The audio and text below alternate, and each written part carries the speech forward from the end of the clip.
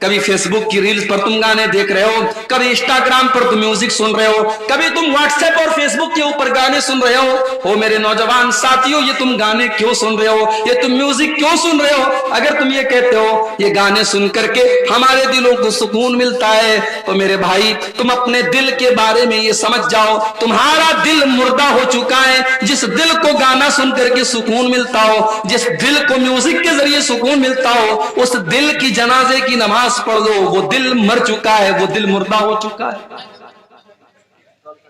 اس لیے کہ قرآن کیا کہتا ہے؟ الا بذکر اللہ تطمئن القلوب۔ او لوگوں، جو دل ہوتا ہے وہ دل اللہ کے ذکر سے سکون پاتا ہے، دلوں کو اللہ کے ذکر سے سکون ملتا ہے۔ اگر آپ کا دل زندہ ہوتا تو قرآن کی تلاوت سے اس کو سکون ملتا، آپ کا دل اگر زندہ ہوتا تو اللہ کے ذکر سے اس کو سکون ملتا۔ اگر میوزک اور گانے بجانے سے اور گندی تصویروں سے آپ کے دل کو سکون مل رہا ہے، اس کا مطلب کہ آپ کا دل مردہ ہو چکا ہے۔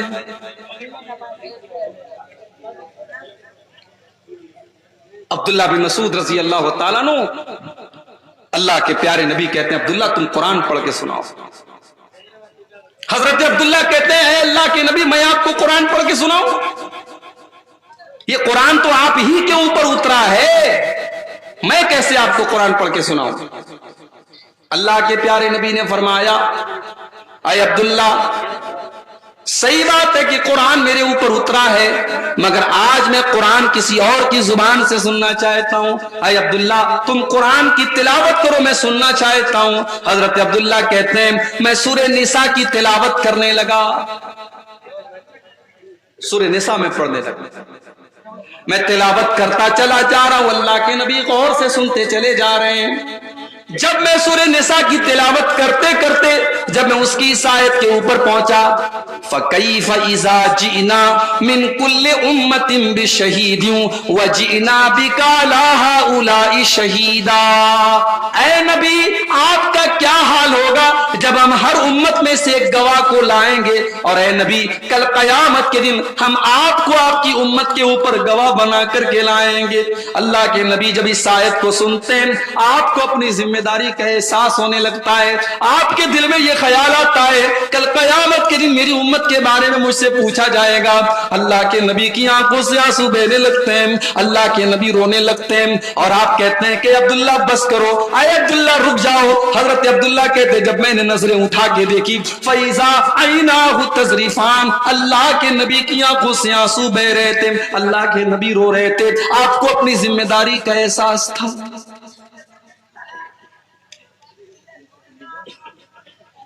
ہمارے نبی کو تو اپنی ذمہ داری کا احساس ہے، ہمیں اور آپ کو کب اپنی ذمہ داری کا احساس ہوگا میرے بھائی؟ بڑا دعویٰ ہے ہمیں نبی سے محبت کا، شاید پورنیہ کے اندر بھی 12 ربیع الاول کو جلوس نکلا ہوگا، شاید عربیہ کے اندر بھی کوئی جلوس نکلا ہوگا۔ ایک سال میں 12 ربیع الاول کے موقع پر مالدہ میں تھا، بڑا پورا کلیا چک اور پورا مالدہ کی سڑکیں بھری ہوئی تھی رسول کے عاشقوں سے، رسول کے چاہنے والوں سے۔ بڑے دعوے ہیں صاحب ہمیں رسول سے محبت کے، کوئی گھروں کو سجا رہا ہے، کوئی گھروں میں جھنڈے لگا رہا ہے، کوئی بائک پہ جھنڈی لگا رہا ہے، کوئی ڈی جے بجا رہا ہے، کوئی نبی کی نعتیں بجا رہا ہے، کوئی ہرے رنگ کا کپڑا پہن کے نکلے ہوئے ہیں۔ دعوے تو بڑے لمبے چوڑے ہیں نبی سے محبت کے، مگر نبی کا اخلاق کہاں ہے میرے بھائی؟ نبی کی سیرت کہاں ہے؟ نبی کا کردار کہاں ہے؟ وہ نبی جس نے اپنے لیے کبھی کچھ نہیں بنایا، دنیا سے گئے کوئی پراپرٹی نہیں بنا، کوئی اپنے بچوں کے لیے کوئی مال نہیں چھوڑا، کبھی عیش و آرام کی زندگی نہیں گزاری۔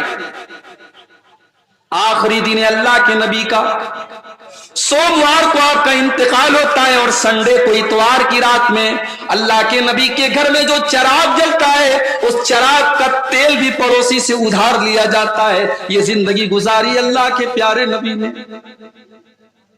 آپ کے گھر میں کوئی فرنیچر نہیں ہے، کوئی مسیری نہیں ہے، کوئی آرام دہ گدا نہیں ہے، حضرت عمر ایک مرتبہ اللہ کے نبی کے کمرے میں آتے ہیں، دیکھتے ہیں ایک معمولی سی چٹائی بچھی ہوئی ہے، ایک معمولی سا تکیہ رکھا ہوا ہے، تھوڑی سی جو رکھی ہوئی ہے، ایک پانی کا پیالہ رکھا ہوا ہے، یہ اللہ کے نبی کا کمرہ ہے، یہ اللہ کے نبی کی کل کائنات ہے۔ حضرت عمر فاروق کی آنکھوں میں آنسو آ جاتے ہیں اور کہتے ہیں اے اللہ کے نبی، آپ اللہ کے نبی ہو کر اور ہم سب کے سردار ہو کر، ہم سب کے آقا ہو کر آپ ایسی زندگی گزارتے ہیں؟ اے اللہ کے نبی، قیصر و کسریٰ تو اپنے اپنے دربار میں عیش و آرام سے رہتے ہیں، آپ ایسی زندگی کیوں گزارتے ہیں؟ اللہ کے نبی فرماتے ہیں اما ترضى ان تكون لهم الدنيا ويكون لنا الاخرہ۔ اے عمر، کیا تم نہیں چاہتے کہ قیصر و کسریٰ کو تو دنیا مل جائے اور تمہارے نبی کو آخرت کی نعمتیں مل جائیں، تمہارے نبی کو اللہ کی نعمتیں مل جائیں؟ کیا تم یہ نہیں چاہتے؟ اس نبی نے اپنے لیے کچھ نہیں بنایا، اپنے بچوں کے لیے کچھ بھی نہیں بنایا۔ آخری دن جب اللہ کے نبی کا انتقال ہونے والا ہے، آپ کے گھر میں جو جو آتا ہے وہ آپ کی ذرا ایک یہودی کے گھر میں گروی رکھی جاتی ہے تو اس کے بدلے میں جو آپ کے گھر میں آتا ہے۔ اس نبی نے پتھر بھی کھائے، اس نبی نے پیٹ پر پتھر بھی باندھے، اس نبی نے 2 مہینے تک اس نبی کے گھر میں چولہا نہ جلائے۔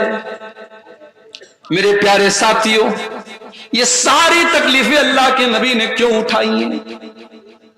بس ایک ہی دھن تھی آپ کو، ایک ہی چنتا تھی، ایک ہی فکر تھی، ایک ہی ٹینشن تھی کہ اللہ کے بندے اللہ کی توحید پر آ جائیں، اللہ کے بندے صحیح راستے پر آ جائیں، اللہ کے بندے جہنم سے بچ جائیں۔ اور یہ چنتا اور یہ ٹینشن آپ کو اتنی زیادہ تھی کہ اللہ نے قرآن میں کہہ دیا فَلَعَلَّكَ بَاخِعٌ نَفْسَكَ عَلَىٰ آثَارِهِمْ إِن لَّمْ يُؤْمِنُوا بِهَٰذَا الْحَدِيثِ أَسَفًا۔ اے نبی، آپ کو لوگوں کے ایمان کی اتنی فکر ہے کہ کہیں آپ ان کے پیچھے اپنی جان نہ جوخم میں ڈال دیں، کہیں آپ اپنی جان نہ دے دیں، آپ کو اتنی فکر ہے۔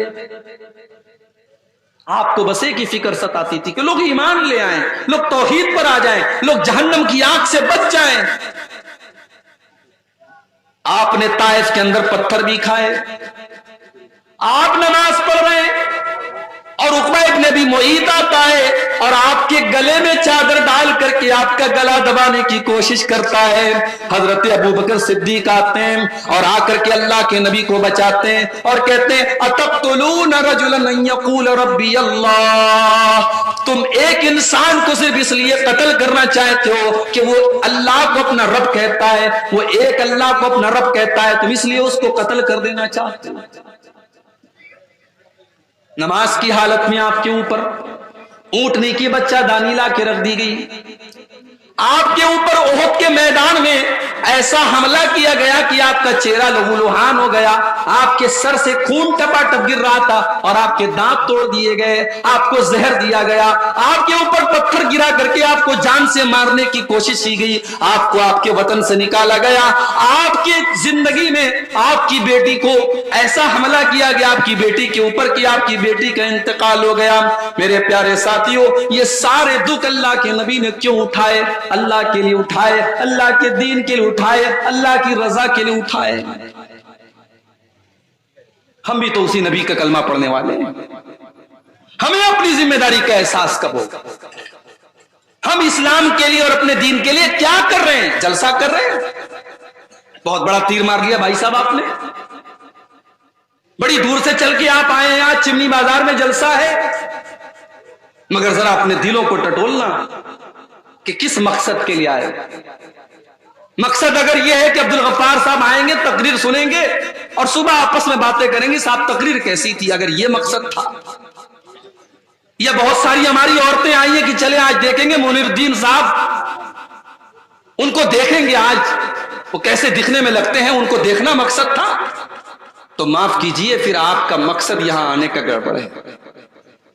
انما الاعمال بالنیات، بخاری کی پہلی حدیث ہے، عمل کا ثواب تو نیت کے حساب سے ملے۔